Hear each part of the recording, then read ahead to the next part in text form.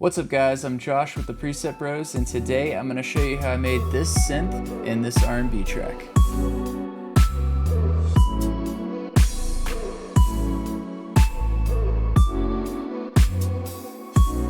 Alright guys, so that was the sound that we'll be going over in today's video, and if you don't want to miss out on any of our future content, hit that subscribe button down below and that bell notification so you can become masters of your sound.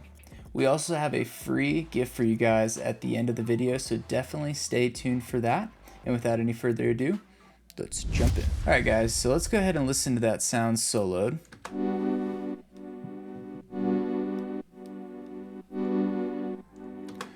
Nice, so it's just a super kind of analog-y, dusty, lush, good on the ears sound, and it's actually pretty simple, so let's go ahead and jump into it. Kicking it off guys with oscillator A, we have the analog BD sine wave, and I went ahead and turned the wavetable position all the way over, just add a little more grit to that sine wave. I do have a little bit of bend plus and minus at 32% on the warp knob function. And that's pretty much it for oscillator A, just super simple. I'm then taking that wave and I'm sending it over to a filter to kind of roll off some of those highs. I'm just using an MG Low 18. The cutoff's around 4,000 hertz, res is at 19, and the drive knob is at 22. Now as far as kind of shaping the sound, I'm utilizing envelope 1 and 2 here. So for envelope 1, I increased the attack to 41 milliseconds, increased the decay to 1.3 seconds, and I brought the sustain down to about -19. And gave it a little bit of release just so it kind of has that tail behind it. For envelope 2, kind of something similar, raised the attack to 25, the decay to 1.76, pulled the sustain down to about 30, and again gave it some release as well. Now I am modulating the cutoff knob here just by 11 with envelope 2, just to kind of open it up a little bit when that first initial note hits. Now for envelope 3, I have more of a plucky pattern, and I am modulating the distortion over here with that, and we'll get into that when we get into the effects section.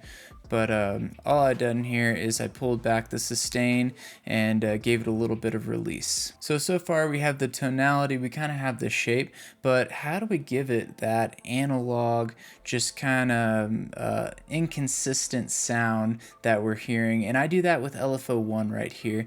And if you notice, I'm actually modulating the fine tune here. And this is a really powerful trick if you want to take any of your sounds from digital to analog. If you think about a real musician, when he plays his guitar, it's not always going to be in tune all the time, perfect tuning. If you start to make things a little too perfect with synthesis, it's gonna sound digital. And so this is a really neat trick that I use a lot for sounds to kind of get them more in the analog vibe.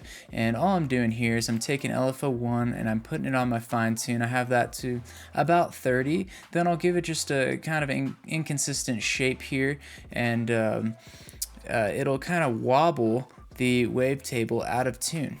And I can go ahead and bypass this for you guys, and let's go ahead and give it a listen without.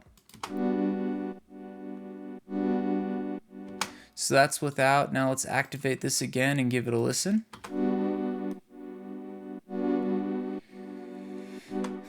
So you can really hear the difference there. It just takes your sound and it just takes it one step further and starts to get it really polished and really pleasant sounding, and it doesn't just sound like every other synth or keys that you hear. Another thing I'm doing, and this is another trick, is I'm using LFO2 and I'm modulating the level. And again guys, if we think about a real musician, when he strums a guitar, he's not going to strum it the same every time. There's going to be a variation in the decibels or how loud the instrument is being played. And so this is just another way to achieve that, by having a little bit of automation to kind of wobble the synth's volume level and make sure that it's not too consistent. So that pretty much wraps up the front here. Let's go ahead and jump into the effects. So I started with some distortion and I used a tube distortion. I have the drive at 52%. I have the mix at 25. I then went ahead with a little bit of chorus and just to kind of give the sound a little more width. And I'm going to go ahead and bypass this for you guys so you can really hear what's going on. So this is without any chorus. It's kind of more in your face, and then let's go ahead and turn that back on and give it a listen.